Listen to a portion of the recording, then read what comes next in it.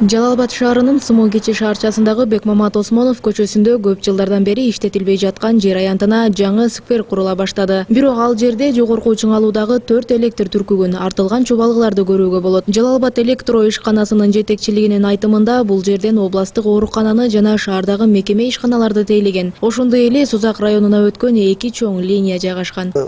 Кокустук болушу мүмкүн да, ар тарапта баягы чагылган болушу мүмкүн, зым үзүлүп калышы мүмкүн.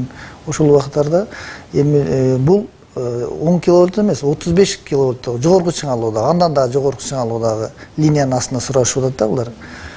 Бул астына абсолютно эми курганга, алия курганга мүмкүн эмес. Мамлекеттик экологиялык техникалык коопсуздук кызматы шаардагы курулуш департаментине курулушту жүргүзбөө тууралуу кат жүзүндө билдирүү жөнөткөн. Азырынча бул кайрылууга шаардык бийликтерден жооп келе элек. Эгер майнап чыкпаса, мамлекеттик экотехинспекция бул ишти укук коргоо органдарына өткөрүп берет. Көмөк жардамынан чыккан Кадыкеев жана Курманбек фидерлери. Ошол жерден эле дал ортосунан ключевой линиясы, Ташбулак линиясы. Ошонун дал алдына аллея куруп жатат.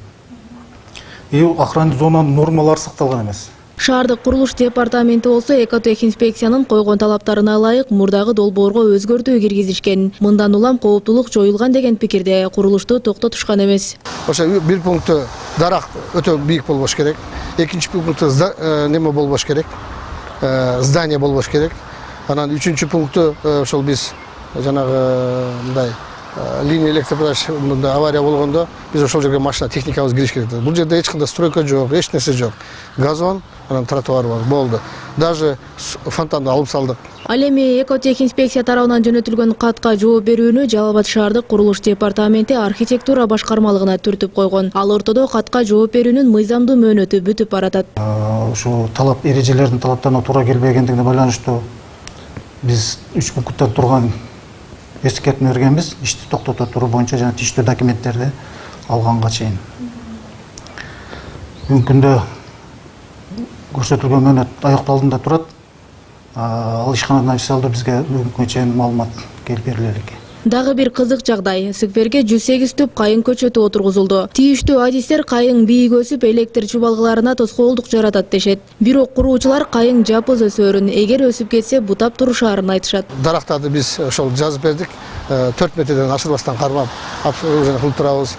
Андан кийин бул жерде ортосунда скамейкалар бар эле, скамейкаларды алып, биз мына биз турган тротуарга кое турган болдук.